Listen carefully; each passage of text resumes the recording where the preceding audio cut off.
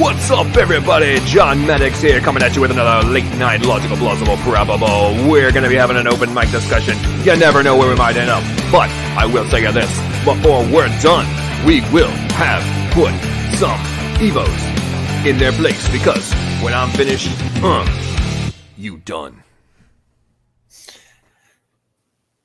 Well, what's up, everybody? Welcome to a late night stream. I wasn't actually going to play my little intro there where I have some fun, but our token atheist Ogre decided to show up, so I had to get a little jab in towards the Evo, who will try at some point. I'm sure we will degenerate into that. So, just want to let you know, Ogre, I have not forgotten you, and I wanted to make sure you got due recognition for being thank you being part of this one. But so those of you who are just joining for the first time, we're coming over from the debate that's happened over on SFT.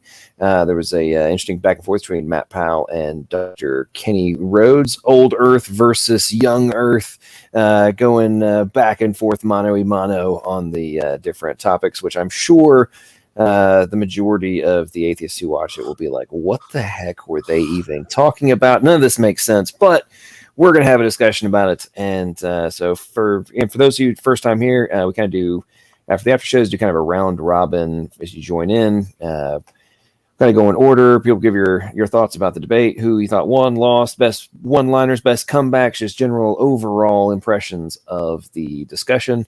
And then this one's actually pretty short tonight because I got to get up at the crack of dawn tomorrow for some stuff. But we will probably degenerate into other conversations, but initially we're going to kind of keep this on the debate in question. So without further ado, let's get into it. Nephilimfree was the first to join. So Neph, give us your quick rundown. Then we'll have Jamie, then Ogre, and then I'll give my thoughts. Then whoever else wants to join, we can get you into the fold. So Nephilimfree, welcome to the stream, and the floor is yours, my friend. Well, I didn't actually see the debate. I was debating people in Discord at the time, but I'll just say that the evolutionists, are people who, you can provide them a mountain of argument that for the young Earth creation model, and these people will continue to say, "I don't see any evidence." You're not providing any evidence. It's just complete denial. So what I don't understand is how somebody can call themselves rational when they're provided with an overwhelming body of evidence that young Earth creation is true and that uniformitarianism can't possibly be true, and then continue to call themselves a rationalist, or a reasonable thinking person, a scientifically thinking person. So that'd be my observation. It's just absurd. I didn't see the debate, but it's got to be very similar to so many that have already been had, where the creationist provides an astonishing body of empirically verified scientific truths, and then the evolutionist just says no. And to me, it really points to the fact that atheism is not a view that people hold to because of science or philosophy. They hold to it because, that's where their heart is. Their heart says, God can't be. And if creation is true, that's because God is true. So neither one can be true. So I must be a uniformitarianist evolutionist, and that's just what I'm going to be. And, that's all there is. So that's my thoughts. All right. Okay, let's see. Next up is Jamie, my friend. What's on? Good to see you. Hey, man. I saw you on Danny's channel earlier. That was looked like some dialogue on there. But what were your thoughts about the debate tonight? Matt Powell versus Dr. Kenny Rhodes. What did you think? OEC or YEC? I think Kenny's was really smooth tonight. I think he's getting better at debating and handling himself. I missed some of it, so I got to rewatch some of the beginning because I was busy. But I want to acknowledge that there is an answer that needs to be, I think, developed for what he brought up about I can come up with the crap shoot answer for the tree of life thing, but I take that seriously because there is an indication that the immortality of man, or just the only mention of immortality for man, comes from the tree of life. So now we're going to posit that animal death before the fall didn't occur, but why is there this necessity for man to have the tree of life to actually be continuing to live? I think that is an interesting question. I think we need to come up with a good answer for. You can poo-poo it away, or you can come up with kind of like a answer from silence or something, but it's still, there does seem to be an emphasis there, at least in my view. So I'm curious to see what you guys think about that. I thought that was a good argument. I mean, I think young earth creationism is true, so I do struggle to try to, I can acknowledge good arguments on the other side, but I just feel like it's like, I do always go back to what Hovind brought up. It's just like, it seems like there's a correlation that you can't just pretend is a pattern, you know, with the Exodus 20. And I think there's all sorts of patterns that, yeah, there's patterns of different Sabbaths, but it's just like, and I don't buy the answer. I don't buy the argument that the days weren't really days before the sun. Well, I agree that that was the literal way to appoint times and seasons. I think because it states it as a day, and we find out what a day is very shortly thereafter, and it's called a creation week, we can determine that they're all the same kind of days. And that's it. Well, that makes, definitely makes sense. And before we move on to our token atheist of the evening, I want to give a big shout out and major thank you to Conrad for his super chat, and for billionaire George Bond down in Australia. He's under lock and key. He's not being able to go out and get pizza like he usually does. So I guess since there's still some semblance of freedom left in the United States, he's tossing me $50 to be able to go get some pizza or coffee or super salad.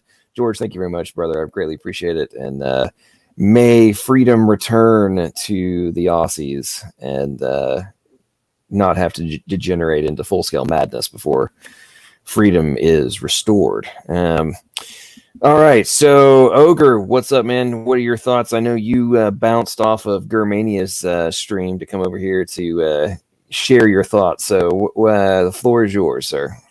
Oh, thank you. I watched a bit of the debate, didn't catch all of it. As I said, I was in Germania's expletive word of a stream. But yeah, I thought it was kind of par for the course. Most of these debates sadly devolve into common tactics, common talking points. Matt Powell and Kenny Rhodes, I think, did a decent job of discussing their points. I look forward to diving into the nuance of what they discussed more here in this stream. So that's all I got. All right, so if I'm understanding you correctly, you're saying that unlike the many debates, let's say, that are usually just like zingers back and forth, you felt like they were at least attempting to have, hey, we have differences of opinion, but let's have some dialogue. Is that kind of what you were saying? Go back and forth? I think that would not be a bad go at it. I think there was an attempt at going someplace. I don't know if it succeeded, but yeah, I think your analysis would be accurate. Right on. What's up, Skyeout? How are you doing? I think I know your position, but go ahead and share your thoughts, man. Hey, what's up, man? Well, I enjoyed the debate. I didn't see all the whole. Hey, Scott, real quick, man. I think you got your mic turned pretty low. You're coming in real soft. Okay, hold on 1 second. Is that a little bit better? Hello? A little bit. Hold on 1 second. My bad. Yeah, not even close, bro. You got to turn it way up. How about now? Something's weird. Let me see here. No. All right, say something now. Hello. Ah, there Right you go. there's good. Right there, good. Oh, we're good? Okay. Yeah, right. Yeah, now you're good. I saw the debate. I just saw the Mal's intro, and he made typical young Earth creationist responses that were, Genesis 7:19. He talked about the dinosaur. He talked about a few scriptures, and on the surface, it just looks like he was just trying to imitate a really poor imitation of someone else's argument. Because I heard those arguments before from young Earth creationists. The only really argument you really have to argue is the word yom, day and time in Genesis, because the sun doesn't come out until day 4, according to young earth creationists, right? But if you look at the Hebrew, it's in a cal perfect form. The light is out in the very first line of Genesis. So the young earth creationists have to come up with some sort of alternate sun for day 1, day 2, and day 3, because there's no sun. So, and another issue, so we have to talk about the word yom, and then we have to also talk about death before the fall. There's no death before the fall. This is a problem, because now you're going to a place of being a heretic, because you're applying the atonement of Christ to animal death. And you're saying that the resurrection of Christ applies to animal death. And that's what some, not saying you guys, if you guys are young earth creationists, I'm not saying that you guys all do that. But some of them do that. They apply the atonement of Jesus Christ to animal death along with Jesus Christ's resurrection. And this is a problem because they claim no death before the fall of Adam, right? So, and as old earth creationists, we believe that there was death before the fall, and that it was man's sin that caused the fall and not animal death prior to the fall. And then the Bible talks about the Nepish in Hebrew. It has to do with different Hebrew lexicons. I mean, I have Driver Brown Briggs lexicon. I have the best lexicons that I could find. I'll just wrap it up here real quickly, but I enjoyed Matt Powell's speech. I have to go back and rewatch the whole thing. But generally, when going back to just arguing creation science and then basically if you study Usher and Lightfoot's chronology and Henry Morris in 1961, this is where all it comes from young earth creationism, is Usher and Lightfoot's chronology of Genesis, right? Genesis 5 through 11, which has been refuted in the 18th and 19th century since the Age of Enlightenment. You can look this up on Google. You can find a whole bunch of articles on that. And then I know Matt Powell wrapped this up real quick, my bad, but he brought up the plate tectonics. There's a problem with that, because what is a plate tectonics? It's a large scale of motion of plates making the Earth's lithosphere, with tectonic process beginning. But here's the problem: it's beginning 3.3 to 3.5 billion years ago. So and then you have the Grand Canyon, and then you have the Colorado River carving into the Grand Canyon. How old is the Grand Canyon? 70 million years ago. How old is the Colorado River that carved the Grand Canyon? 6 million years ago. How old is the Ice Age? 2.1 billion years ago. And then you have the Yeti and so on and so forth. And then I don't believe there was dinosaurs in Noah's Ark. That's silly. And young earth creationists believe that. They believe that Adam rode on dinosaurs and Christ rode on dinosaurs prior to the fall, because there's no death before the fall. You can walk up to a voracious animal and punch him in the face, and he won't fight you back because he's nice to you, right? You can Adam could kill tigers all day long and drink battery acid because he's the first man. He heals instantaneously. I just imagine Adam being so awesome that he drinks battery acid from a gasoline can and just wants to bang his wife. But here's what I think, Skyeout. I think that you are actively attempting to trigger Nephilimfree right now. That's what I think. 100%. I think that, absolutely guaranteed that as a quick sidebar for that, thank you, Nephilimfree and Super Redeemed Energy, for your awesome super chats. I'm not sure what they were for, but I appreciate it. And Jamie, thank you so much for the super sticker. So Nephilimfree, I'm guessing you may have a response. Neph, are you there? Oh, yeah. Well, my response is, of course, that science, philosophy, human history all verify that the biblical account of Adam and Eve, Noah and the flood, the Tower of Babel affair, and the fact that everything is moving downhill from creation instead of building, which is what uniformitarianism and evolutionism and naturalism and philosophical materialism and determinism, material determinism dictate, is bogus, ridiculous pseudoscience contrived by men who are seeking a way to explain the existence of the world without God. That's it. It's just that simple. So, if anything controverts these ideas, it's false. It's just that simple. That's just that simple. Puh. That's just that simple. So, the crazy thing is this. In the 20th century, an amazing array of scientific discoveries were made relating to biology. And what we discovered is that life is designed. And what we discovered is that life hasn't been around for hundreds of thousands of years. Because of a countless array of things relating to geology, the rate of the Earth's salination of its oceans, the decay of the Earth's magnetic field, the rate of the accumulation of random genetic mutations, which are slightly deleterious in the genomes of various creatures, all creatures, particularly human beings, which have been studied more than anything else, naturally. Everything, all the science points to the young Earth creation.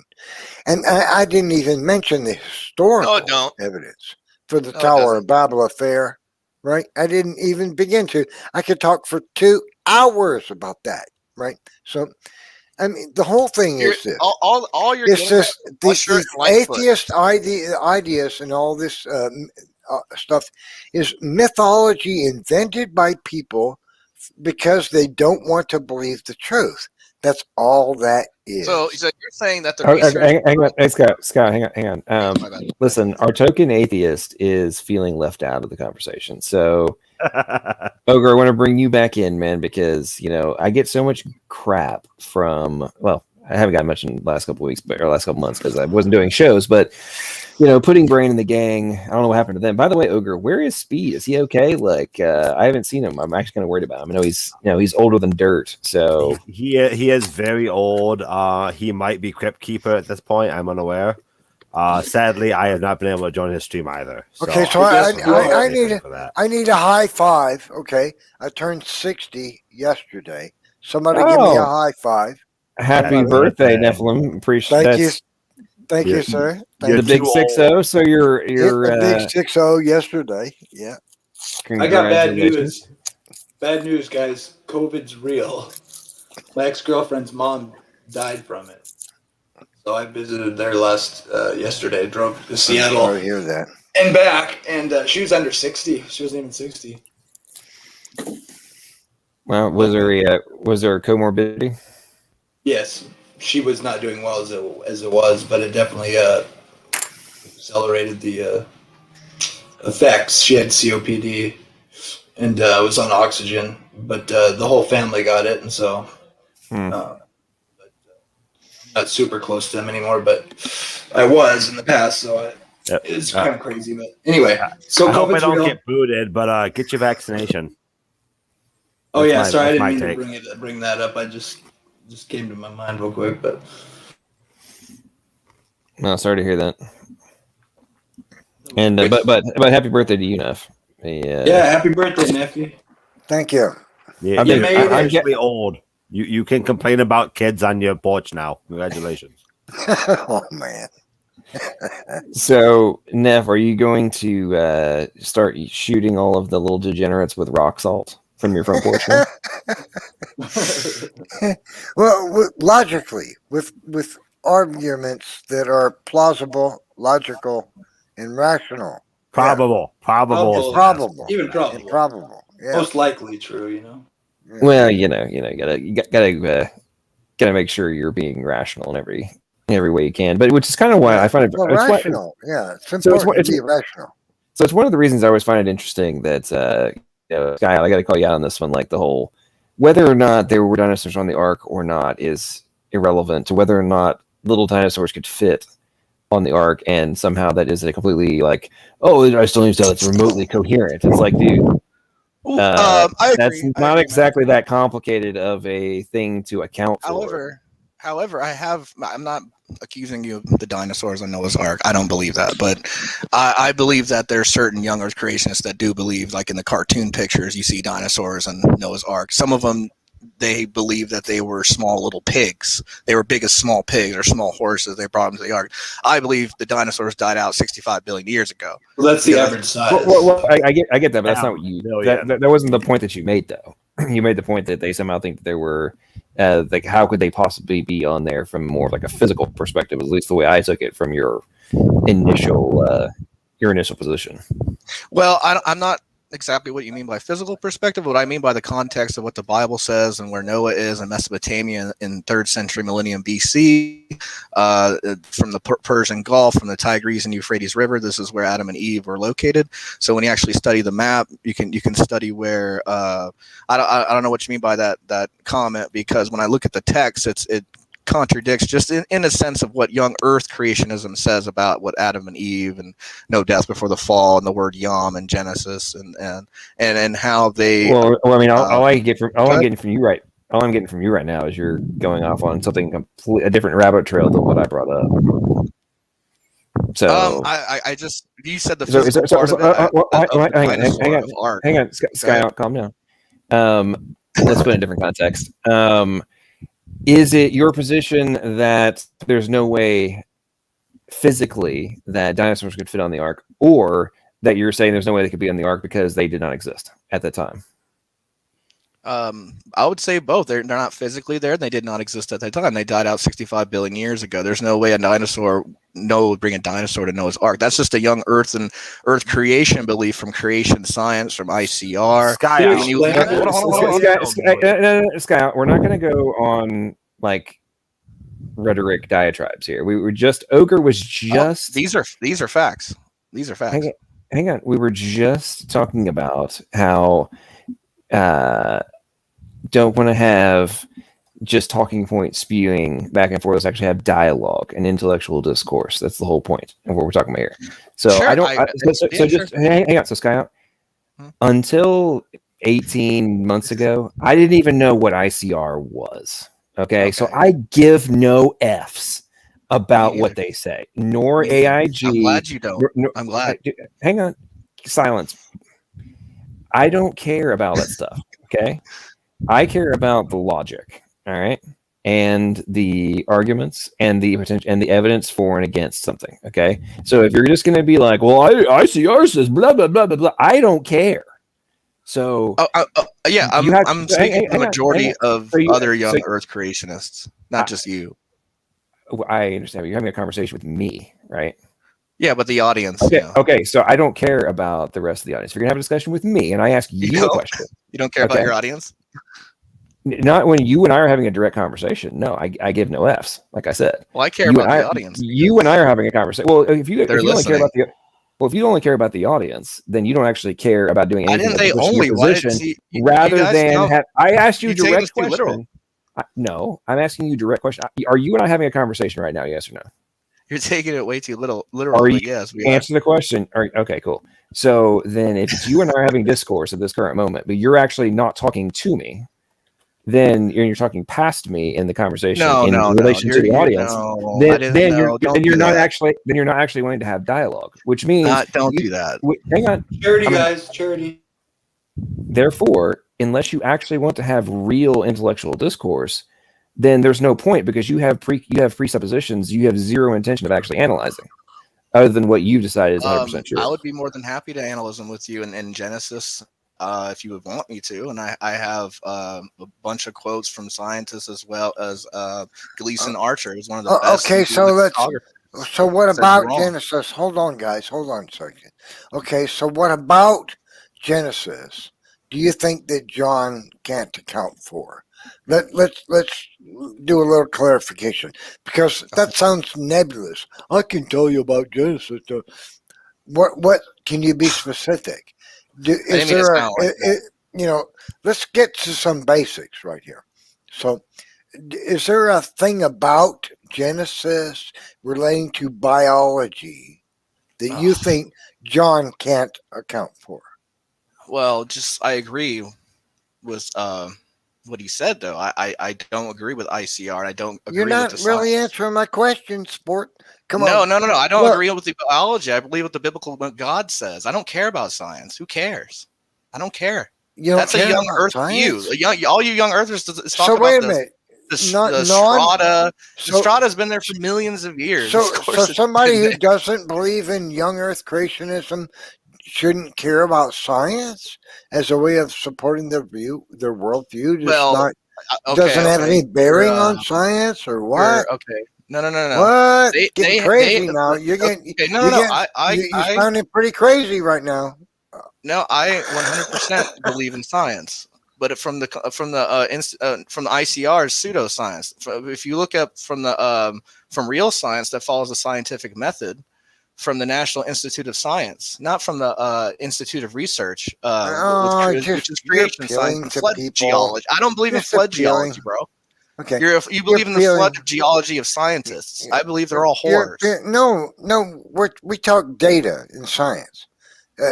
LPP talks about data. Okay, we talk sure. about data. Okay, we can talk about data. You're appealing to majority, right? That's not and what are you appealing to? What are you appealing to? Data. Not the majority. It's not data. Okay. Not of the majority of cryptozoologists.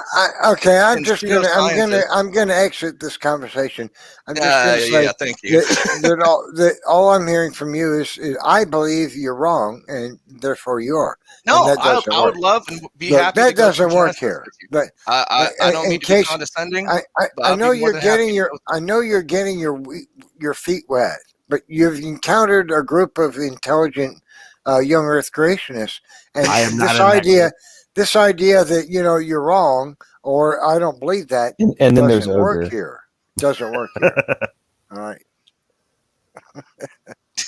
Okay, real quick, so I refreshed. I'm trying out a new microphone, so if anybody's hearing crackling or static, please let me know so I can figure out what the hell. You're crackling, brother. You're crackling. Is it crackling? Seriously? Yes.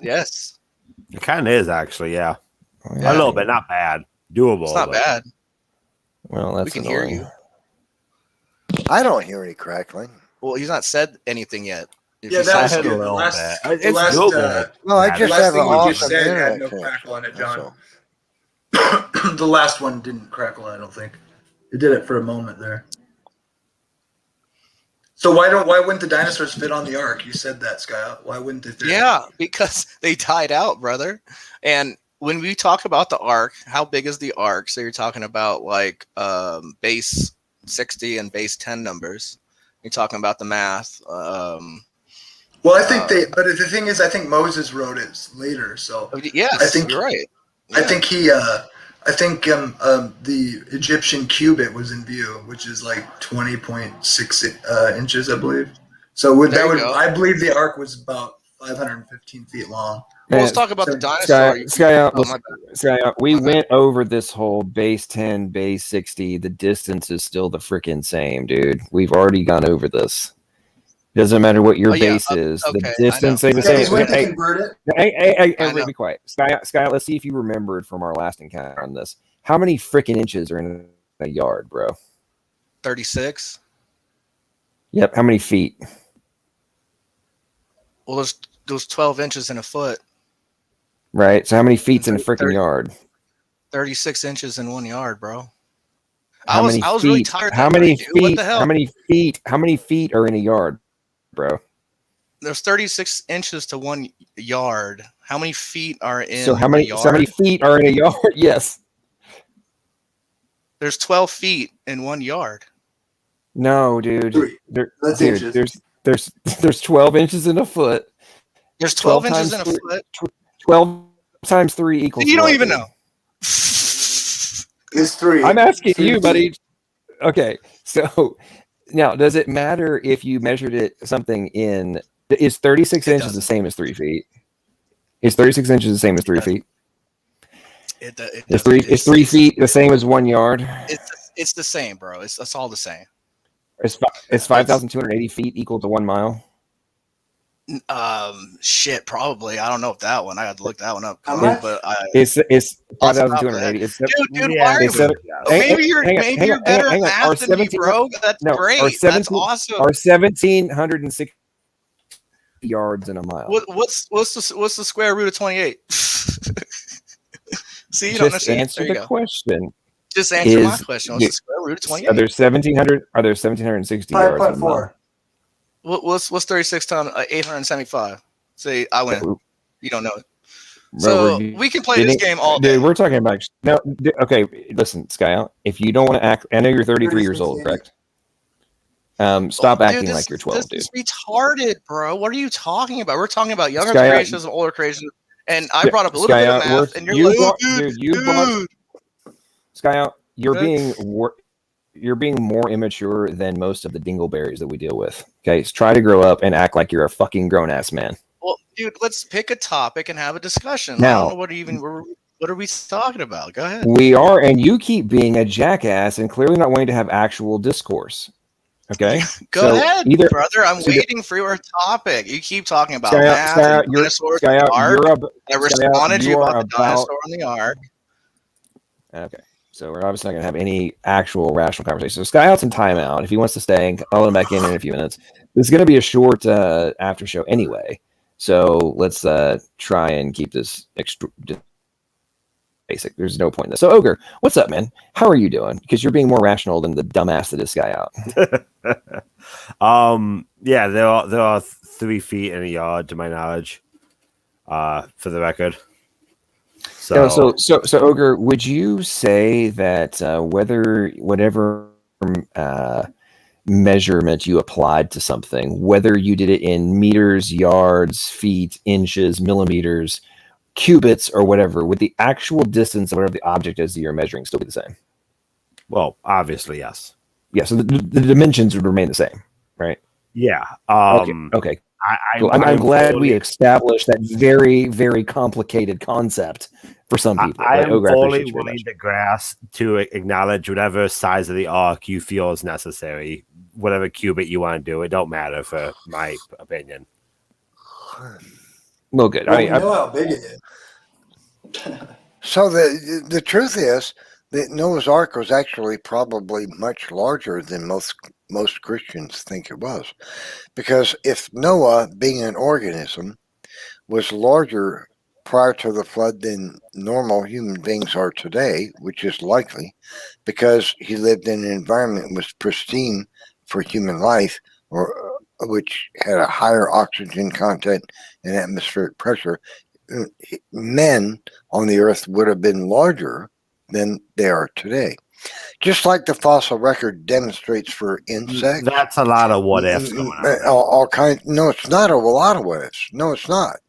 Yeah, but you didn't hear me. You didn't hear me. Listen, because just like the fossil record demonstrates that for insects and reptiles, mammals, birds.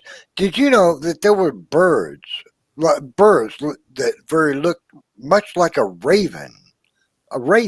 Now, that had a wingspan of 12 or 13 feet in the past.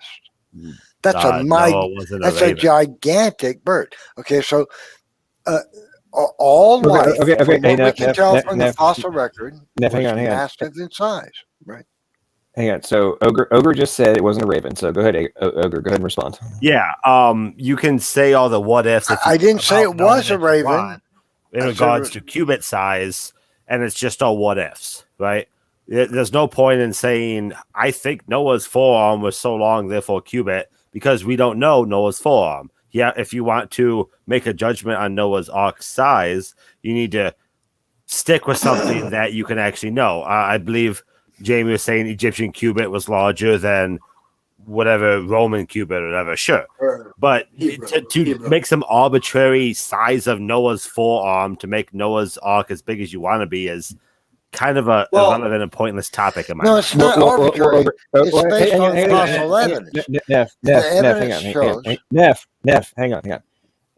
Ogre, the whole point that was being made to Skyeout was the reason I was using the different feet, inches, yards, etc. was he was trying, in his debate with Hovind, he was trying to argue, and I've had this exact discussion with him as well, that somehow if you were using base 10 or base 60, that somehow that would change the actual size of the object. Okay. Versus, which was the whole point. Okay, so Skyeout, I'll let you back in. Now, are you going to be an adult, or we're going to have to put you back in junior high? Just do your thing, man. Just ask me whatever question you want. No, if you wanted to interject, you can, but let's just be adults here, okay? Yeah, sure. Can I point something out real quick on The point that I was whole trying to make is measurement that thing? Noah, it being a biological organism that existed prior to the flood, was likely a far larger human being than human beings that exist on the earth. If we accept the fossil evidence that shows that all of the varieties, all of the kinds of life that existed prior to the flood were larger than they are today, that's unarguable. I mean, understand your argument. so now, if Noah was larger than a human being after Can't the grant flood, that. so when it's the Bible says that Noah built the ark according to his cubit, which was the distance from his elbow to the tip of this middle finger, that's a cubit. Okay, if Noah's cubit would have been considerably larger than a post-flood human's cubit. Now, so if we use the modern cubit or even the ancient Egyptian or Hebrew cubit, the Egyptian cubit was about 2 inches longer than the Hebrew. Okay, so 18 versus 20 or 21 inches. So if we use, even if the ancient Hebrew cubit, this is how people have derived the idea that the ark was 450 meters long. However, it's likely that Noah, being a pre-flood man, was larger than any post-flood man, and therefore his cubit would not have been 18 inches, but maybe 27 or 8 inches, 29 inches. He would have been a humongous human being by modern standards. Nephilim's made his Therefore, point. the Ark of Noah should have been probably This 600 to all 650 conjecture meters and long. Okay. No, there's it's based on Time out, gentlemen. based on Time fossil out. Hey, evidence. guys, we're gonna let Ogre respond before Thank you Fossil said though. evidence. I think super redeemed energy has a really, really good point, which is there are large human beings roaming Walmart today, to this day, except Yes, I was. except they are very round and around versus Rotund. so we're dealing with some very large individuals. And I tell you what, man, today I was at a gas station and I was coming, I had double, like those like sliding power doors, and this dude coming in, there was not enough room on either side of this guy for me to exit. I had to retreat Bounced out. back into the store and let him come in because he was like, the guy wasn't that old. He was just gigantic. He was walking with a cane. This guy had a 4-leg cane, okay, to support his weight as he's like taking half step. I mean, this dude had to be 600 pounds. It was nuts. And it was crazy to me. I'm sitting there saying like, well, there's a very high probability this guy is significantly at risk for he is walking. That's a good sign. but okay, so before you respond, I think Jamie had something he wanted to interject. Yeah, And go ahead, go ahead and respond. I just wanted to be fair. Well, I agree with Neff that it's likely that Noah was a much larger human being, I suspect, which is, yes, speculation, of course, but there were giants in the earth in those days, okay? But I would say, though, that John's rebuke to Skyeout would equally have to be given to the idea that the cubit mentioned in Genesis is anything but either the Hebrew cubit, which is around 18, or the Royal Egyptian cubit, if you will, which is like about 20.6, because Moses wrote it. And so like the point John was making about the conversion, we should probably consider the fact that Moses would have used one of the or the other. And so therefore, if it is the Hebrew cubit, 450 feet would be our conversion. And if it was the Egyptian, which I suspect it would be, it would have been 515 feet, which, what do you know? That's the boat-shaped object on Duprenar's exact length. It makes no sense to believe that Noah would have used any cubit but his own. God told my turn Noah to use to Yeah, but build Noah the didn't ark write the narrative. by X cubits, right? And Noah's to go, oh, wait, my God. Let me go find some guy who's got a cubit that fits your purpose. No, Noah would have been Noah's cubit.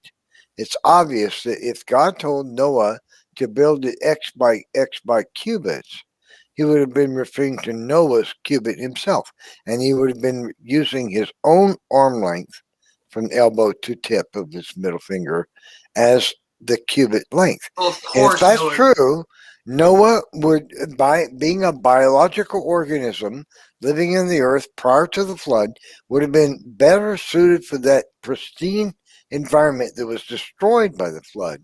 He would have grown to enormous size, just like dragonflies and bears and dogs and everything Now, else in the you fossil repeated record. yourself. You And finished. so you stop, Noah would finish have your been point, in please. tremendous size. So I think it's unarguable that the Ark of Noah would have been bigger than most Christians say it is, because it would have been based on Noah's cubit, not some modern man's cubit. Last thing, John, I just want to say, I agree with everything you said until even the fact that God would have given whatever measurement was available at the time that Noah could understand it. All that, I believe, is true. I think he was bigger. I'm not denying any of that. I'm simply saying, well, that's a when it cubit. was written down by Moses, Noah wasn't giving him whatever cubit he got. Noah probably didn't have cubit. You're admitting it's likely, but then what is Noah's cubit, right? So you're admitting I'm right. Now, Because can Noah's someone else cubit, talk, please? Okay, but Noah's cubit would be bigger. let's would it not? let Ogre make a response. He's been being patient. Go ahead. Go ahead. Thank you. I think Jamie makes a very good point, and that the person that wrote down the Pentateuch, or however you pronounce it, would have been going off of their own definition of cubit. Whatever Noah built it as is irrelevant to what was written whenever it was written, assuming Moses wrote it. That being said, you also are making assumptions about Noah that you have no reason. Sure, they were large creatures in your view of the world at that time. That doesn't mean Noah himself was a large creature. You have no reason to assume anything about Noah's stature. So you're making assumptions that are without evidence. And Jamie makes a good point. However big Noah was, he didn't tell. I doubt he told Moses his definition of cubit. So Moses would go off of his cubit, assuming he wrote the passages to begin with. That is my point. Ogre, this is the absurdity of what you just said. You just acknowledged. Do you believe that man is a biological organism? Ogre, is man a biological? Why not? Are humans a biological organism?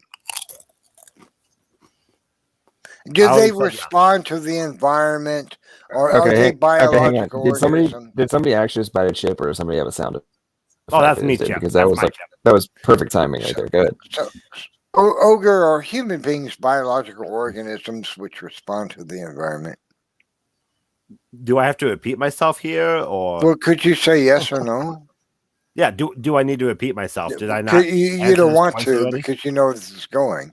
Or human beings biological organisms that respond to the environment in the same way that other types of organisms respond to the environment.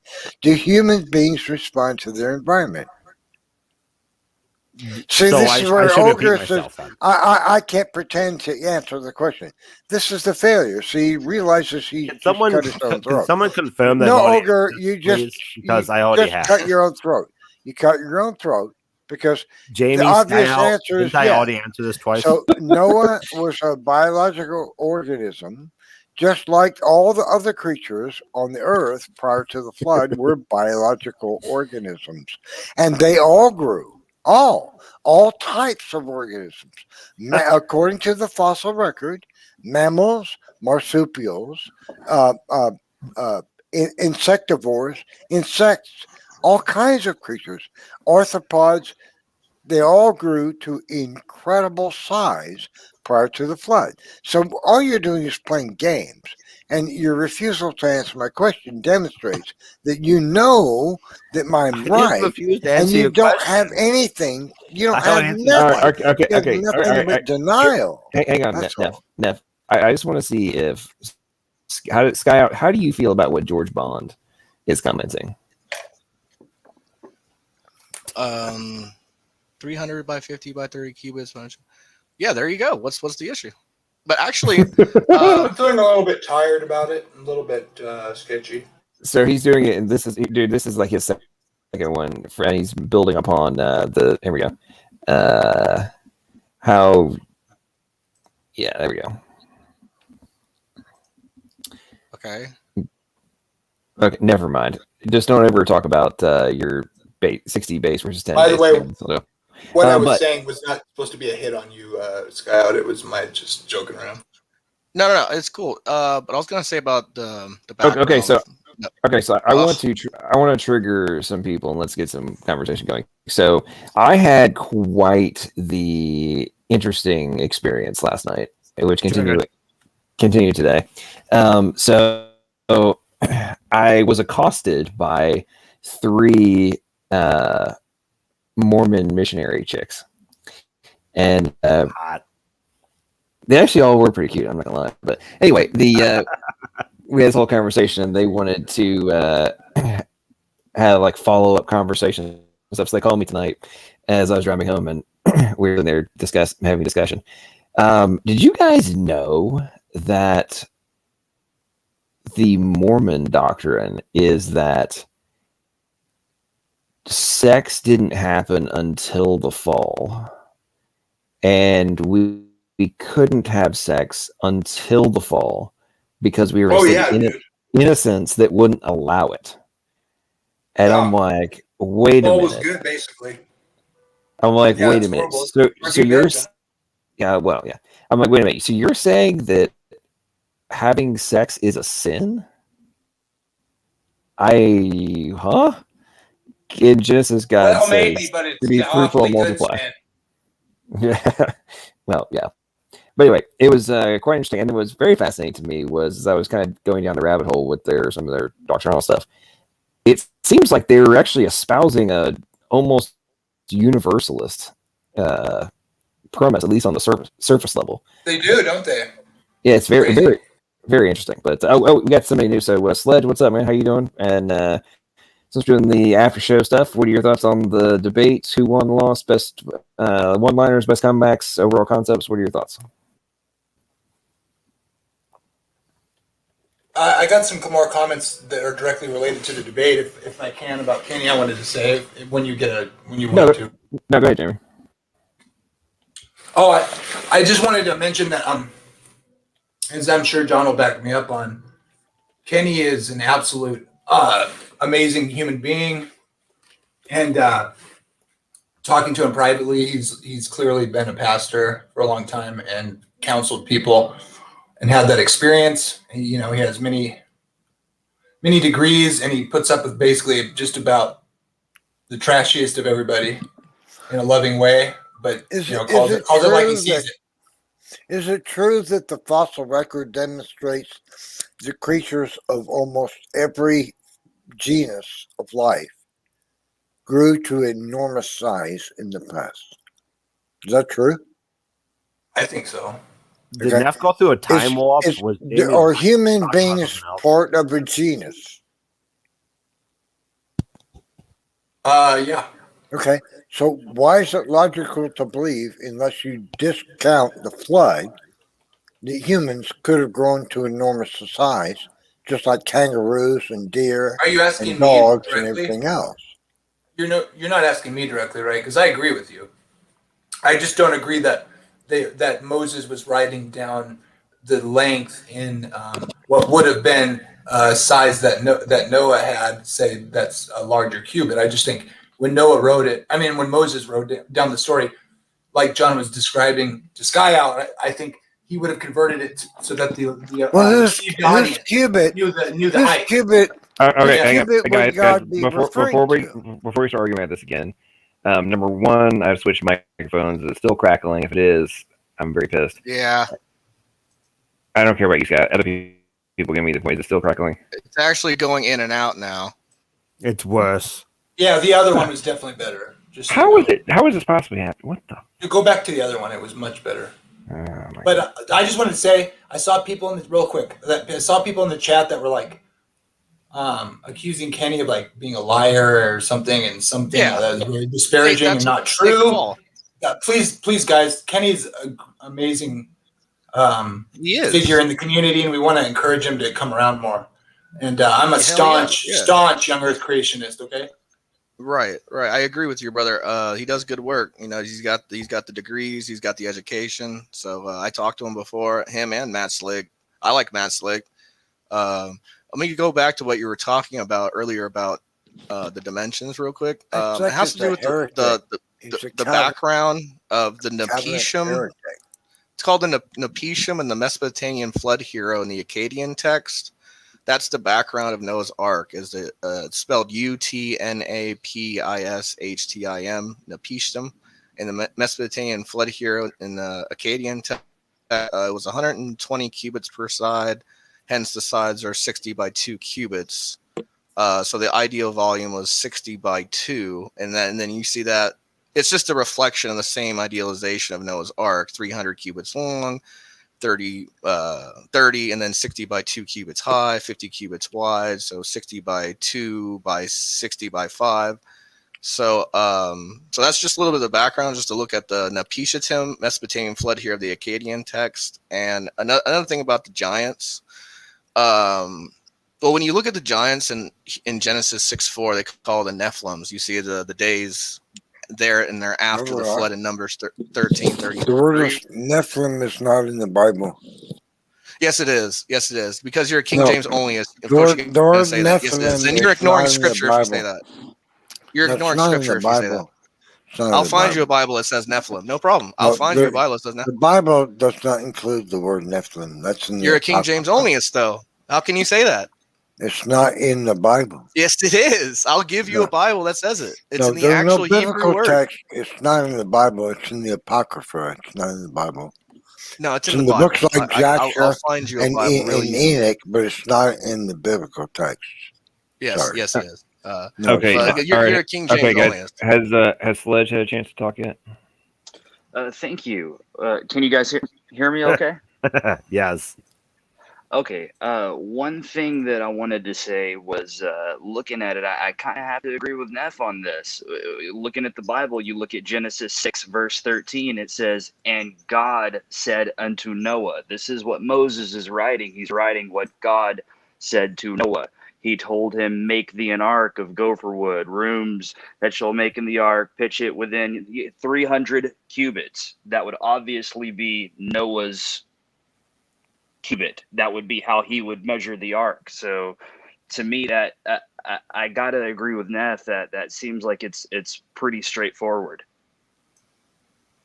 Right. That's not 613. That's like 616 or something like that. So Right. 615. There we go. 615. Well, Genesis 6:14 says, "Make yourself an ark of cedar." In Hebrew, it says gopher, constructing compartments in it and cover it inside and out with tar, which is kopar. Now, the certain scholars have noticed that these Hebrew words for cedar are compartments and tar. They all derive from the Akkadian texts. And it actually should say, "Make for yourself a vessel of stalks from reed hut. With reeds you will make the vessel, and tar inside and out with bitumen." The whole point of bitumen is to see that you can find bitumen in the regions of Midian and Edom, and that's how you know it's an old earth and not a young earth, because where does bitumen grow? Because if everything was wiped out, you wouldn't have that, so you wouldn't have the stalks that even created an ark. So it's like, I don't know. Go ahead. Well, hang on, wait a minute. Why would everything be wiped out before the flood? Well, okay, I'm not saying before it was wiped out. I'm saying that when Noah was there, you just said that. No. He was a preacher of righteousness. He was a preacher of righteousness, telling people about the flood. That's why he was there. And people ask you that, oh, if it was a local flood, how come God didn't move him? He was a preacher of righteousness. He was preaching there for like years. What does that have to do with the wood, bro? What? What does that have to do with the wood? The wood that you said wasn't available. Oh, the bitumen. Yeah, because it has to do with the location and the age and where it was at. And so are you suggesting that 1,000+ years prior wouldn't have been enough time for the wood to grow? It could have been. I'm saying it could have been longer. And and the young earthers are. No, dude, answer the freaking question. Are you suggesting that 1,000 years, just read the math, is not enough time for the wood in question? It's not enough time. Really? 1,000 years is not enough time for the wood to grow? Not enough time. Not according to the actual textual arguments in the context of the Bible. You need more time because No, back up that claim, dude. How are you suggesting that 1,000 years is not enough time for a fucking tree to grow? Oh no, I'm talking about not just one tree. I'm talking a vast forest of bitterman. Okay, a vast forest, dude. How old do you think the sequoia and the redwood trees are? Old, thousands and thousands of years old, dude. What do you think? They're just like 500 years old or something? No, but most of them around 1,000. There you go. There you go. Okay, my so point being is that dude, hang on, dude. How old do you think most of the trees in most of the forests around the freaking planet are? they're old, bro. They're at least Couple hundred years, maybe. Years old. You think At the least trees? 300,000 years old. You think the most of the trees around the planet right now are 100,000 years old or greater? Depending on the Are actual. no, answer the question, yes or no. Do you think that the average age of a tree in a forest around the planet currently is You're misunderstanding the argument. 100,000 years or greater? Of course not. You're misunderstanding our argument. I'm talking about. So then why is 1,000 years not enough time to grow the wood that would be needed to build it? So you never heard of a slow? That. You never hear of like a tree that just grows slow. It takes years and it takes like centuries for a tree to grow. There's trees that really old. Neff, hang on. Skyeout, we covered this in our conversation on your channel. Do many trees grow at 3 feet a year? I didn't say all trees. I'm not saying all trees. Many trees grow at least 3 feet a year? Yes or no? We covered this already, buddy. You know they do. Come on. You know they do. So then if, let's say you only grow 6 inches a year, if you have 1,000 years to grow, how tall will you be? You'd be pretty fucking tall. I better give you that much. You would be 500 feet tall if you grew for 1,000 years. See, trees don't get to be that tall. There's only, as far as I know, there's no tree on the planet that's 500 feet tall. Okay, so let's say you need to get to 100 feet or 150 feet, and you're growing 6 inches a year. How many years do you need to get really freaking big? Well, my point was that because I know you want to just make your point of young Earth creationism, which we all know is false. This has absolutely nothing to do with young Earth creation. This is you are a young Earth basic common sense. But you are a young Earth creationist. Right? This has nothing. Not addressing you're a dumbass. Like is what you are. Okay. But wait a minute. Skyeout, we're looking at Skyeout. We're looking. Skyeout, I'm trying to get you to actually act like a freaking adult, not a talking point spewing obnoxious idiot. Okay. Well, your mic keeps cutting out. It's hard to understand you. But go ahead. Skyeout, you're not actually addressing John's argument, which is that if we do the mathematics and tree growth rates, we can see that they would grow to enormous size. We can account for California redwoods and such. But you're not making any counter arguments. Looks like he's smashing you. No, I agree with exactly what you said about the redwood trees and everything you just said. I just believe that there were also trees millions of years ago. That's it. Hey, Ogre, real quick, just to clarify, the reason I was pointing out verse 13 in Genesis 6 is because I was pointing to the fact that, and God said unto Noah, that he's specifically telling Noah, hey, build it with these dimensions. And what a cubit would be to Noah would be different than what Moses would know as a cubit. And so Moses is just recounting what God told Noah. Well, again, as I pointed out, Noah, God was speaking to me, Noah. Sledge was talking to me, not to you, Neff. Noah would have used his own cubit, which would have been, if we were to be logical, Noah being a pre-flood. Okay. Yeah, we got to let Neff talk. God help us. Well, he was talking to me, but thank you for interjecting. If Noah had a cubit that was larger, if we were to conclude, as the fossil evidence shows, that animals of all types, insects, carnivores of all types, mammals, marsupials, grew to an absolutely enormous size in the past, right? Then man is an organism, he's a mammal, why would man not also grow to enormous size prior to the flood? Of course, it's logical that he would. It's absolutely mindless to believe he would not, right? So Noah was obviously considerably larger than a normal man today. So if a normal man is 6 feet tall today, Noah would have been probably, my guess, at least 10 feet tall, maybe 12 feet tall. So now, if that's true, his Let me know when you're cubit done, Neff, is so I can bigger. respond to the question that was addressed. Let me know when you can stop interrupting, because you're so pissed off that somebody's putting forth logic and it burns your ass. Okay.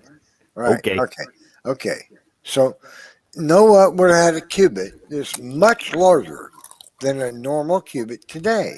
And that means the ark would have been even greater than what we interpret it today using modern cubits, or even the ancient Egyptian cubit. So the Ark of Noah was likely 650 meters long, maybe more. But that's no argument against the Ark. That's just an argument for creation. So now, if I'm wrong about any of this, maybe you can say why.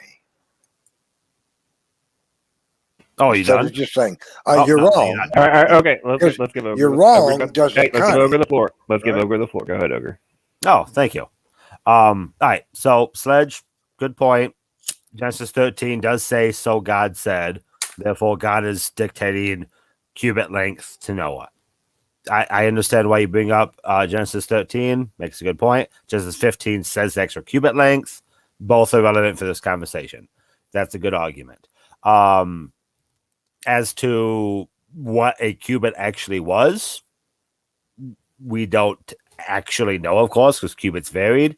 We know zero about how big Noah's forearm was, and any conjecture to make a point is irrelevant because it's just conjecture.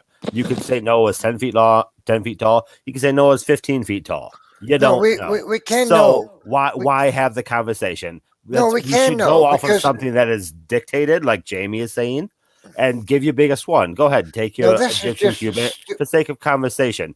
It's The just- size of Noah's Ark is one part of many conversations that need to be had. And if it's 550 or 650 feet long, sure. Now, here's where your choose argument whichever one fails. you want. You say we can't know anything about Noah's cubit, and that's preposterous, because it's a You denial don't know of how big everything. Noah was. It's a denial of everything I just told you. According to even if we don't You believe don't it, know how big Noah was. How Noah, is this a conversation that we're having even right now? if we don't believe it His height scientifically, is not in the Bible. even if we don't believe it scientifically, okay, we have to believe it by the legend alone. On this basis, How do you know alone. Noah wasn't in a And short this dude? is the evidence. Here's the evidence. The fossil record demonstrates that What? creatures of almost every phyla grew to absolutely enormous size Jamie, in the past. Skyeout, Now, am I crazy in thinking that we don't know be Noah's quiet height? for a minute. Is Be this- quiet and listen. what's going on here? Be quiet and listen. Hold on. Be quiet and This is listen. ridiculous. You're not going to sidetrack me with Okay, this. okay. This talking is over me. the. Hey, Neff, go ahead. Let's And finish it's a up. repeat. Hey, Going in hang on. circles. Let's finish So- up on the cubit. This is the last round of the cubit. We're going to move on to something Right. else. He's I'm trying to wrapping up here in about silence 10 me minutes. So go ahead. because great. Pain, silence, and crap. Yes, you're trying. You're desperate. So here's the point. If man is a mammal, and that's an animal that existed prior to the flood, it's obvious that if all the other types of creatures in the world grew to enormous size, man would also grow to enormous size in comparison today. So what you're trying to do is just childish goofiness to dispel the evidence. You're trying to discount it based on blah blah blah, blah blah. That's not an argument. It's obvious that if Noah existed prior to the flood, and the evidence shows that all these other creatures grew to enormous size prior to the flood, man, being a mammal, would also grow to enormous size prior to the flood in comparison to what man is like today. Can I get my last So 30 if seconds? that be true, then Noah's cubit would have been greatly larger than any post-flood human's cubit. So Okay, all the right, all right. argument Okay, Ogre. absolutely Listen, we're going to endless. give Ogre you can respond, and then we are Dude. not mentioning the qubit for the rest of this stream. Go ahead, Ogre. Hey, that's cool with me. Time me if you want. You know I'm going to go shorter than Neff goes. You don't know how big Noah was. Noah could have been short. Noah could have been tall. Whatever. Noah's cubit is irrelevant to the conversation because there's so much more to Noah's flood than his freaking forearm. This entire conversation is dumb. Neff's insulting me and calling me childish and all that is unnecessary. It's so lame. I kind of wish someone would call Neff out on insulting people like It's this. lame. But whatever. I'm done. Okay. Done with the qubits. All right. Okay. Jamie or Sledge, do you have anything you would like to direct the conversation towards a new topic? And you guys both unmute if you're responding. I guess So, Ledge yeah, and Jamie are asleep. All right, go ahead, Skyeout. Don't be a dumbass. All right, thanks, man. No, basically, I was just gonna talk about Matt Powell real quick because he brought up Psalms 104, and he said, "Oh, did God lie? Did God lie about the global flood?" He said, "It'd never happen again," and it's actually he's attaching Psalms 104 to the Genesis narrative, Genesis 6-9, when it's actually Genesis 1-2. That is the only time God covered the whole earth in water. And that's what he meant by that. Not he's attaching a original creation passage of Psalms 104 to the flood passage, and that's exegetically wrong because it's not a flood passage; it's an original creation passage. So that's how that it eliminates a global flood model. If you just read the text, Skyeout, what verse in Psalm was he referencing? Psalms There's a lot of them. 104, Psalms 104, probably. What? I don't want to read all 35 verses. Which one? Do you know? 104:9. Thank you. And so he will attach that to Genesis 6-9, which is exegetically wrong. You can look this up. I got all the lexicons about it. It's not the only time God covered the entire earth and waters in Genesis 1-2 in the original creation passages. And there's also passages in Job and Proverbs that talk about original creation. They attach that to the flood narrative, and they say it's a global flood model, and that's exactly what Kent is doing. You can't do that. It's you just all I need is my King James Bible and blah blah blah. I need a guru to interpret that. That's not an argument when Kent says that to me. Like, oh, I'm just a guru. Well, he said that to Hugh Ross, right? And Hugh Ross proved him wrong about young Earth creationism by Gleason Archer. Gleason Archer is he's a Hebrew lexicographer. And he actually says that you literally cannot get a 24-hour day in Genesis, even if you have a cardinal number, which a lot of young Earth creationists will say, "Oh, we got the number." Skyeout. Good. Skyeout. Why is Psalms 104 not referencing Noah's flood? It seems from my reading at Psalms at verse 6, it's obviously describing Noah's flood as of Genesis. The water stood above the mountains sounds to me like Noah's worldwide flood. You would be wrong. It's actually referring to the original creation. You have to look. You have to look. There's other creation passages besides Psalms. You have to be besides Genesis. I look at Job. So where else in Genesis does it talk about waters above mountains besides the flood? There's a whole bunch of creation passages in Genesis and Psalms. You can look it up. If you want me to give you the verses, I can give you the verses. I'm asking again. I'm the atheist here, so I'm reading the Bible. It's just a book. I'll share something with you. And Neff, hang on. This is very interesting. Let's let this go back and forth. Go ahead. Psalm 6 says in the NIV. I just quick Googled it. Psalm 6. You covered it with the watery depths as with a garment. The waters stood above the mountains. Mm-hmm. My knowledge of the Bible, the only time the waters stood above the mountains would be Noah's flood. So where else in the Bible do they talk about waters above the mountains that is not referencing Noah's flood? I would like a verse, please, if possible. Everywhere, because they're not referencing Noah's flood. They're referencing original creation of Genesis 1-2. Let me give you an example. The reference to they use figures of speech in Psalms 104. And it's in reference to original creation as opposed to a global flood. And that let me explain. The reference to the boundaries of the deep are clear references to original creation in Proverbs 8:29. You can look that up. Psalms 33:6-7. These are other creation passages that mistakenly you guys attach to the flood model. Jeremiah 5:22, Job 38 and 8 through 11. You guys attach all these verses to a flood model. Which of those 4 books do you think is your best argument? Because I don't want to look up 4 books. I want to look up one. Is Proverbs 8 acceptable to you? I like Job 38, 8 Job through 11. 38? Okay, I'll go Job 38 is amazing explanation of geological processes that took place during the flood. What particular verse of Job 38 should I be looking at? I would say 38, 8 through 11 is a great creation passage. 8 through 11, thank you. So here's something you need to be made aware of. Your ideas about the ideas of the Hebrew creation days is not held to by scholars. Dr. James Barr, a Regius Professor of Hebrew at Oxford University, England, stated this, and I quote him: "Probably, as far as I know, there is no professor of Hebrew or Old Testament at any world-class university who does not believe that the writers of Genesis 1 through 11 intended to convey to their readers the ideas that, 1, creation took place in a series of 6 days, which were the same as days of 24 hours that we normally experience now. 2, the figures contained in the Genesis genealogies provided simple addition of chronology from the beginning of the world to the later stages of biblical story. 3, Noah's flood was understood to be a worldwide extinguishing of all human life and animal life, except for those on the ark."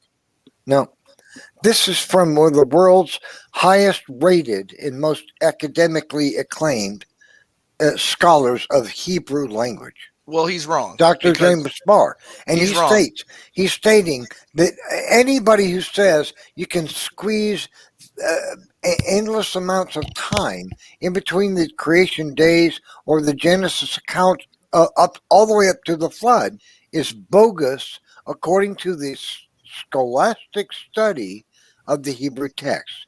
So I'm sorry. You just believe this crazy ideas. I was trying to talk Bible verses. But Hebrew scholars. Can I go back to Bible verses, please? Hebrew scholars universally agree. All thousands of No, they don't. Gleason Archer yes, they do. Disagrees with you. Gleason yes, Archer. They do. Look, are we not doing Bible verses now? You can find 1 out of 500. I wanted to bring up Bible verses. Okay, so all right, we're going to go. You can find 1 out of 500 that disagree, and then you're going to talk about the 1 out of 500, but that doesn't mean anything. Okay, we're going to Neff. I was trying to stay in the Bible. We're going to Job. So, Skyeout, I'm really not following how Job 38 is anything more than that was my question as well. A timeline progression of actions taken by God from the foundation of the world on. Each one of them obviously is showing a linear progression. And I'm not really understanding how you're claiming this is different than Psalm 104 and Ogre's point that Psalm 104 is referencing to... And the Psalms is referencing Genesis. Okay. My idea, because you have to understand how the Bible uses these figures of speech. And in the reference I gave you of Job 38, 8, and 11 is a reference to the boundaries of the deep, which is a clear reference to original creation. The reference No. You have to put this in context, okay? Verse 4 is, "Where wast thou when I laid the foundations of the earth? Declare if thou hast understanding." Okay. Then if you go on at 6, "Whereupon are the foundations thereof fastened to it? When the morning stars sang together and all the sons of God." We're clearly showing a progression, right? And then it's, "Or who shut the sea with doors when it break forth, if it issue out of the womb," so on and so forth. Okay. And then if you keep going throughout the chapter, there's further obvious time expansion that's gone along throughout this whole deal. So you're obviously going in a linear order. Okay. So unless you're stating that everything about chapter 38 is about the creation, then you're out of context. Right. When Job 38 says, Who formed the ice, the hoary frost? And it says the face of the deep is frozen. Now, if modern interpreters had translated that text, they would put an exclamation point at the end of that sentence. The face of the deep is frozen, for crying out loud. So this passage is saying that it wasn't frozen before. Now it is. Now here's the thing. What process causes the oceans to not be covered with ice and then is the ice age, right? And this ice age had to have existed or taken place in such a time short enough that Job would have understood that this process took place not in millions or tens of thousands of years, but within the lifespan of his ancestry. Do you understand? Job would have been knowing that this took place within the lifespan of his ancestry. That means within a couple of 100 years. Job is saying, now the ocean is frozen, but it wasn't before. How? Because my ancestors didn't say so, but now it is. Now, here's another thing. How would Job know that? Job was a Mideastern man. Wait, let me finish. Job was a Mideastern man. Did he ever travel to Scandinavia? Did he go to Greenland? Was he northern Norway? I don't think so. He couldn't have known unless it was inspired to him by the word of God directly to record in text what he had been told by the Holy Spirit, that the northern ice covered the land, and the ocean was covered with sheets of ice. This is why Job says, the face of the deep is frozen. He couldn't have known that. Is there anybody in Israel or Arabia or Africa who could have possibly known in 2500 BC or 3500 BC that the 1440 BC was when the book of Job was written, approximately, that the ice on the oceans covered it in great sheets? They wouldn't have known that. Yep. Information didn't travel fast enough then.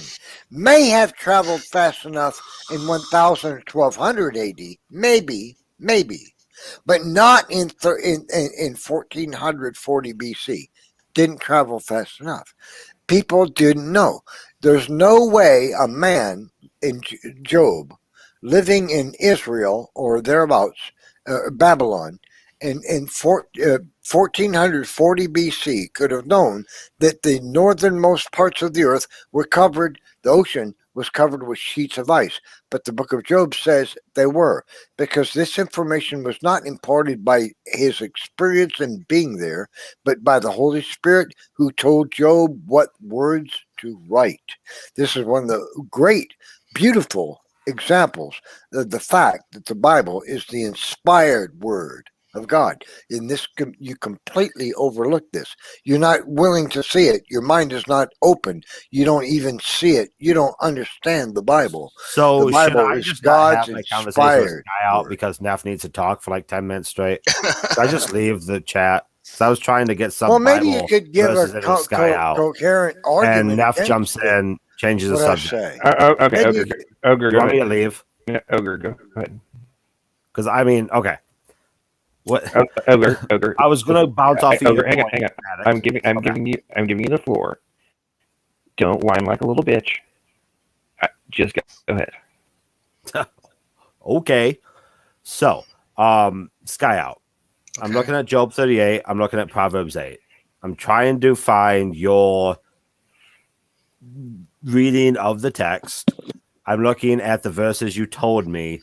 I'm not seeing something that is relating. And again, correct me if I'm wrong here. I'm not seeing where it's relating to Noah's flood not covering mountains. Well, it's reference. You brought me here. Guide me. In Proverbs 8:29, is that the verse you're on? I'm looking at it. Yes. Okay. It's the reference to the boundaries of the deep, which is a clear reference to original creation when the Bible is clear and explicit that the only thing is global was original creation of water covering the earth in Psalms 104:6 and Genesis 1:2. That's one part of the creation account.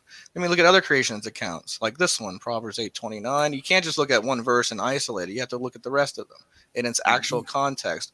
What the young earthers do, they attach these like Kent, he attaches these verses to original creation accounts and no, he attaches these to the flood narrative and says that these are global when it has nothing to do with the flood narrative. It has to do with the original creation of Genesis 1:2. So let me explain in Proverbs 8:29. Can I pause you, Skyeout, please? Yeah. All right. So Proverbs 8:29, when he gave the sea its boundaries so the waters would not overstep its command, you're saying that's creation. Yes? Yes, that's the reference to the boundaries of the deep in Yes. Genesis. Yes. So if I grant that, why could Psalms 104:6 not then therefore be about Noah's flood? Why can these not be about separate instances of water? Because it's in reference to Genesis 1:2 and not Noah's flood. It's in reference to when God covered the whole earth in water. That's the only time he didn't. He hasn't, so that's the okay. only time. Hang on, Skyeout, dude. Seriously, bro. What is going on in verse? Let's see, 27, 28. Where are you? And then 29. No, I'm in Proverbs 8. Okay. Oh. So it's clearly discussing the initial creation. Yes, I agree. Yes. Okay. I get all that, but you're claiming that and this is the point that Ogre was making, that just because this one is, and based on the context, is clearly referring to the creation, are you suggesting that the references in Genesis about the flood are also about creation? No. That's absolutely 100% nothing to do. Dude, okay. If they wanted to... Skyeout, silence. You never let people finish. You need to be open to free speech. Silent. I'm going to let you respond here in just a second. Okay. I'm glad we've established that is clearly separate. Right? Your audio sounds like shit, buddy. Sorry. You know what, Skyeout? I'm tired as hell. This thing's ending in 1 minute, and you're gone because you're a dumbass. Just being honest. I'm just trying to help you. I'm done with you being an asshole, bro. I understand my mic's jacked up for some reason. I don't know why. I don't really care. And on that note, ladies and gentlemen, guys, have the last words, and I'm going to bed. It's been a long day. And Skyeout, you're permanently banned, buddy. You're an annoying little twit. You don't act like a 33-year-old man. You act like a 12-year-old 7th grader. Grow up, dude. Okay, last words, guys. Neff go first, then James, if you're still here, then Ogre, then Sledge, and we're going to bed. Well, I just say, you kick God out of your mind. Denialism is the way you live by, and you become anti-scientific, anti-philosophical, and live in delusion. That's it. Right on. Jamie, if you're still here, you're up. If not, we'll move on to the next person. Jamie, I've been looking at these 4 texts that Ross puts forth that he says limit. Well, they try to go to Psalm 104, I think, and suggest it's talking about creation, which it is. It's a creation psalm. Everybody's always called it that. But the flood narrative is clearly attached to that creation narrative directly. Like I like to say, what earth was flooded? I like to ask the question, what earth was flooded? I would say the one that contextually was just created. That whole earth was flooded. And Peter seems to make that connection in 2 Peter when he says that world that then was being created in water and overflowed by water. So he's clearly referencing, I would say, the creation, which is that same world. The one that God created. I don't think anyone says it wasn't the whole earth that God created, or should we just say the ancient Near East? Noah's little world was created by God. We can't be sure about the other because the writer didn't have the context of the whole earth. So maybe God didn't even make it. No, they all say it's a merism and that, heavens and earth means everything. So anyways, Psalm 104, I think they make some good points. And I've been looking at that for a while. It clearly goes through the days of creation. And then it talks about the hills rising up and the valleys sinking down. And it gives that idea after day 2, I think, or after in day 3 is where it is in the narrative. And it goes on, says, bless the Lord, O my soul. Oh, sorry, wrong page. Says, he appointed the moon for seasons. This is later in the text that usually doesn't get quoted. He appointed the moon for seasons. The sun knows it's going down. I think that's a reference to Christ, by the way. You make darkness and it's night in which the beasts of the... See, now he starts talking about the animals, which get filled after the day 3, right? After the sun's made. And he makes the stars, and then all the land that was separated and from the waters and such gets filled with living creatures. And then the earth is full of your possessions, and then the sea is later referenced to be like living people, like the peoples of the earth in Revelation. And that was another thing I wanted to say about Job 38. I would suggest that the language in Job with the things, the ice being stored up, and it's kind of like it's sweeping through the whole narrative of the Bible, and it's actually has some pointings to the eschaton, and where Revelation talks about the big hailstones and such. So that it's kind of there's a hint of that in there. But anyways, last thing I'll say is so Psalm 104. I think it is talking about creation, but I think it's also talking about the flood. And so when it says, you rebuke, they will never go past your boundaries or whatever, I think that's talking about the rainbow promise in the flood narrative, where he promises to never flood the earth again. Thanks. I appreciate that. Ogre, you're at Max, man. As you say, token atheist in the room, as I say, I should say. I view the Bible as reading a global flood.